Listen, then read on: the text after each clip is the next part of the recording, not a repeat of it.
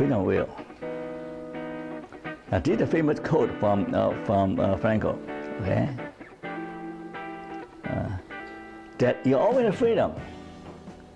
This is a very interesting thought, okay? You always have freedom.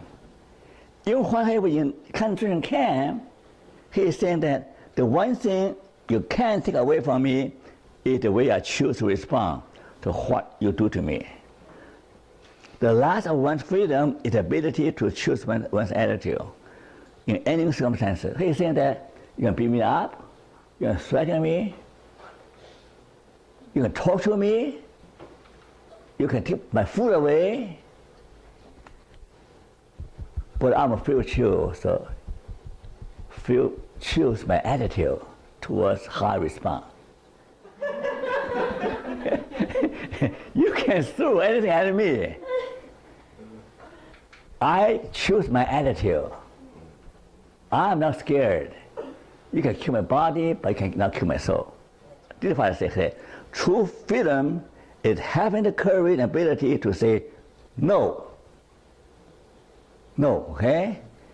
To negativity, to animal instinct, to worldly temptation, and all the determinate forces.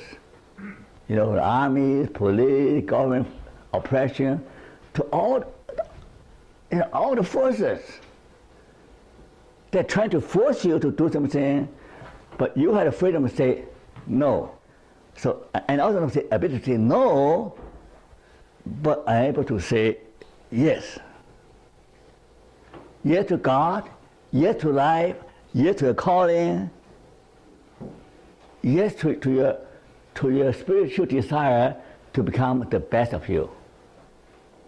You remember Martin Luther King? What a famous statement. What did Martin Luther King say? The most famous statement.